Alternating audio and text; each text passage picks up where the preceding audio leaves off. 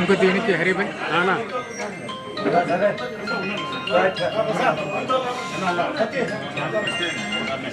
Sir MLA గారు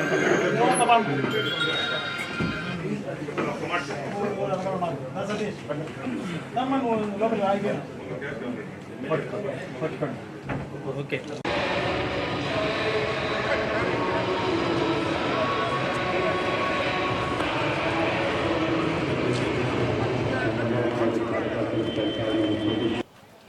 ఎన్నికల్లో YSR Congress party అభ్యర్థులుగా మేము ఓడిపోయిన తర్వాత సరే కనీసం 30 ఏళ్ళు రాజకీయాల్లో కొనసాగినాం.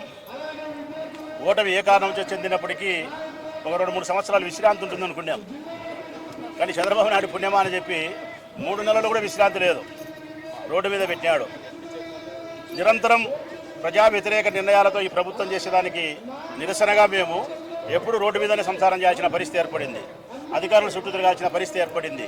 ప్రజా సమస్యల ప్రస్తావన చేయాల్సిన పరిస్థితి ఉంది. ప్రజా సమస్యల కోసం 1000 మంది 10,000 మంది మేము ఇక్కడికి వస్తే ప్రొద్దుటూరు నుంచి 2,000 మంది వచ్చినాం. మొత్తంగా 10,000 మంది ఇక్కడికి వస్తే కలెక్టర్ లేడు, జాయింట్ కలెక్టర్ లేడు, అధికారులు లేరు. ప్రతిసారి ఇక్కడ మేము నిరసన తెలియజేయడానికి ప్రజల యొక్క సమస్యలు చెప్పడానికి వచ్చిన ప్రతిసారి అధికారులు ఉండరు. అంటే కారణం నిర్లక్ష్యమైనటువంటి వైఖరి, ప్రభుత్వం దగ్గర నుంచి ఆదేశాలు. వైఎస్ఆర్ కాంగ్రెస్ పార్టీ నిరసన చేసిన ప్రతిసారి మీరు ఎవరు అందుబాటులో ఉండకూడదు, వారికి సరైనటువంటి గౌరవాన్ని ఇవ్వకూడదు అనుకుంటున్నారు. గౌరవం ఇవ్వండి మాకు కాదు, వాళ్ళు ప్రజాస్వామ్యంలో ప్రజలకు గౌరవం ఇవ్వనున్నారు, ప్రజాస్వామ్యంలో ప్రజల సమస్యలు వాళ్ళు గౌరవం ఇవ్వనున్నారు. ఈరోజు ఫీజు రీఎంబర్స్మెంట్ చెల్లించలేదని చెప్పి చెప్పడానికి వస్తే అధికారులు లేరు. తల్లికి వందనం ఇంకా 2 సంవత్సరాలైనా మీరు ఇవ్వలేకపోతున్నారా అని చెప్పడానికి వస్తే వాళ్ళు లేరు. మెగా డిఎస్సీ మీరు ఇప్పుడు వరకు చేయలేదని చెప్పడానికి వస్తే వాళ్ళు లేరు. నిరుద్యోగ భృతి 3,000 రూపాయలు ఇవ్వలేదని చెప్పడానికి వస్తే వాళ్ళు లేరు. 5 లక్షల ఉద్యోగాలు సంవత్సరానికి అన్నారు, 5 ఉద్యోగాలు లేవు చెప్పడానికి వస్తే లేరు.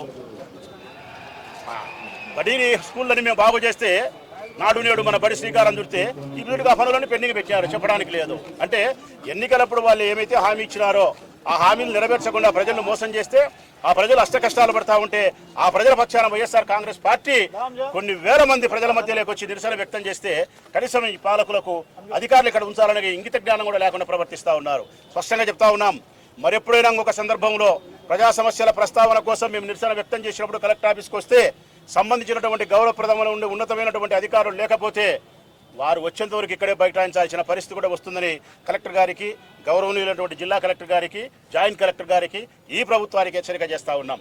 ఇక ప్రభుత్వానికి గట్టిగా మేము డిమాండ్ చేస్తూ ఉన్నాం, ఫీజు రింబర్స్మెంట్ వెంటనే చెల్లించాలా, నిరుద్యోగ భృతి 3,000 రూపాయలు వెంటనే చెల్లించాలా, 5 లక్షల ఉద్యోగాలు ఈ సంవత్సరం కేటాయించాలా, గవర్నమెంట్ ప్రభుత్వానికి సంబంధించినటువంటి మెడికల్ కాలేజీలను ప్రైవేటీకరణ చేసే అభిప్రాయంలో నుంచి గడ్డకు రావాల్సిన అవసరం ఉంది.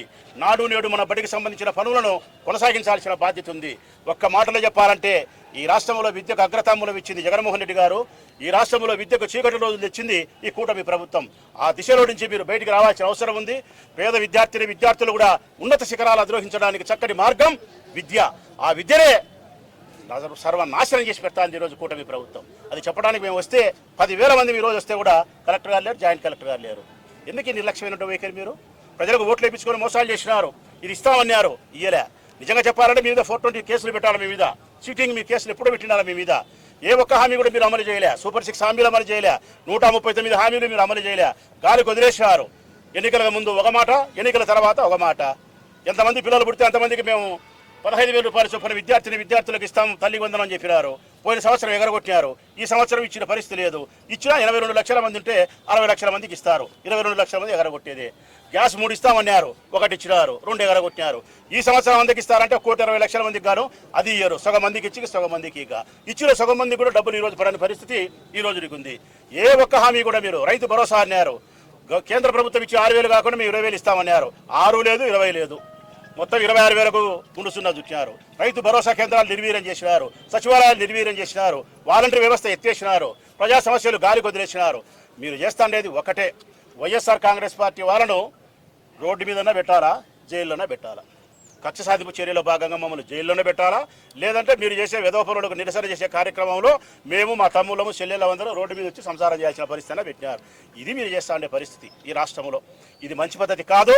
మీరు తప్పనిసరిగా మీరు చాలా తీవ్రమైనటువంటి ఇబ్బందులకు గురి కావాల్సిన పరిస్థితి వస్తుందని చెప్పి హెచ్చరిక చేస్తూ మరొకసారి జిల్లా కలెక్టర్ గారు కానీ అధికారులు కానీ నిరసన వ్యక్తం చేసినప్పుడు వినతి పత్రం తీసుకునే దానికోసం ఉండాలని చెప్పి విజ్ఞప్తి చేస్తూ ఉన్నాం.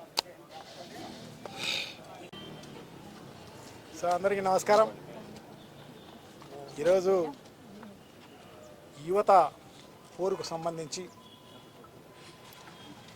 వేలాది మంది ఈరోజు పాల్గొన్న స్టూడెంట్స్కి అయితేనేమి, కార్యకర్తలకైతేనేమి, నాయకులకైతేనేమి అందరికీ కూడా పేరు పేరున నమస్కారాలు వ్యక్తపరుస్తున్నాం. సో అదే కాకుండా ఈ సంవత్సరం ఈ ప్రభుత్వం అధికారంలోకి వచ్చి దాదాపు 11 నెలలు కావస్తోంది. చెప్పిన మేనిఫెస్టోలో చెప్పిన ఒక్కటి కూడా అమలు చేసిన పరిస్థితి లేదు. సూపర్ 6 అని చెప్పేసి ఫోకస్ చేసింది సూపర్ 6, కానీ 143 హామీలు ఇవ్వడం జరిగిందన్నమాట ప్రభుత్వం నుంచి. ఈ చంద్రబాబు నాయుడు గారు అయితేనేమి, ఈ కూటమిలో ఉన్న నాయకులందరూ కూడా దాంట్లో ఒక్కటి కూడా అమలు చేసిన పరిస్థితి లేదు. సో మొన్నైతే రైతులకు సంబంధించిన మద్దతు